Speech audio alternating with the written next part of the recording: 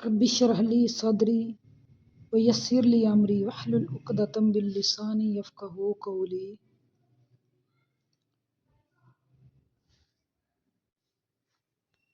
رب زدنی علما رب زدنی علما سبحانک لا علم لنا الا ما علمتنا انک انت العلیم الحکیم۔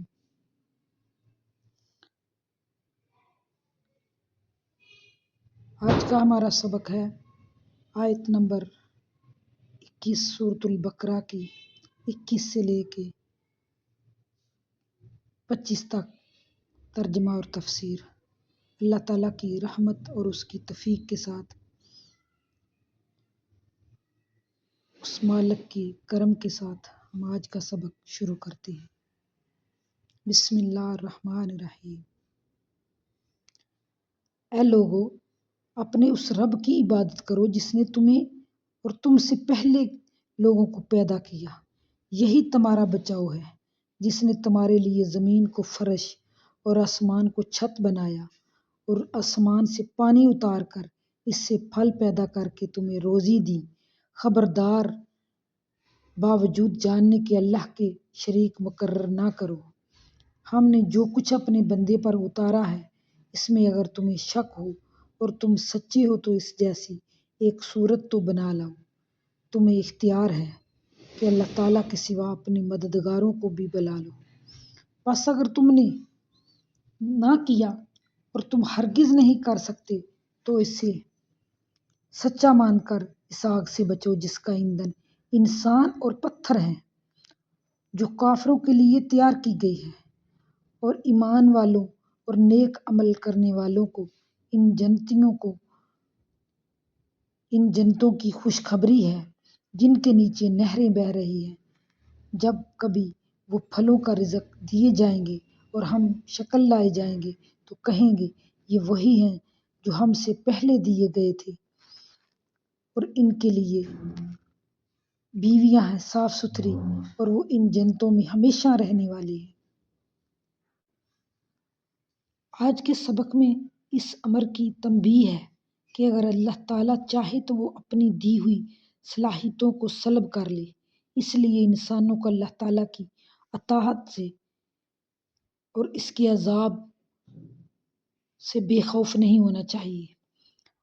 ہدایت اور ضلالت کے اعتبار سے انسانوں کی 3 گروہوں کے تذکرے کے بعد اللہ تعالیٰ کی وحدانیت اور اس کی عبادت کی دعوت تمام انسانوں کو دی جا رہی ہے۔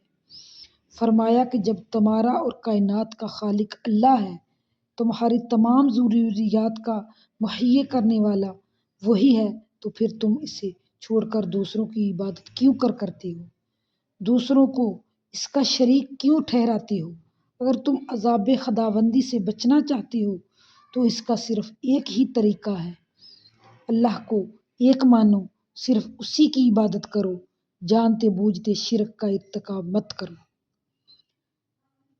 توحید کے بعد اب رسالت کا اثبات فرمایا جا رہا ہے کہ ہم نے اپنے بندے پر جو کتاب نازل فرمائی، اس کے منزل من اللہ ہونے میں اگر تمہیں شک ہے تو تم اپنے تمام حمایتیوں کو ساتھ ملا کر اس جیسی ایک ہی صورت بنا کر دکھا دو، اور اگر ایسا نہیں کر سکتے تو تمہیں سمجھ لینا چاہیے کہ یہ واقعہ ہی کلام کسی انسان کا نہیں، کلام الہی ہے، اور ہم پر اور رسالت محمدیہ پر ایمان لا کر جہنم کی آگ سے بچنے کی سعی کرنی چاہیے جو کافروں کے لیے ہی تیار کی گئی ہے۔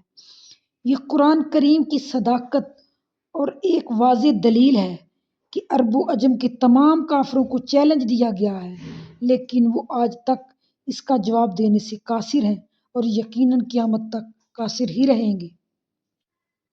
اور پتھر سے مراد بقول ابن عباس کے گندک کے پتھر ہیں۔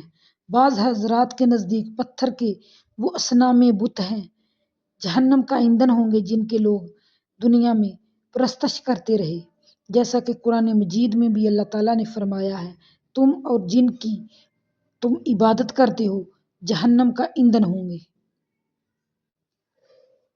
اور اس سے ایک تو یہ بات ثابت ہوئی جہنم اصل میں کافروں اور مشرکوں کے لیے تیار کی گئی ہے، دوسری بات یہ معلوم ہوتی ہے کہ جنت اور دوزخ کا وجود ہے جو اس وقت بھی ثابت ہے۔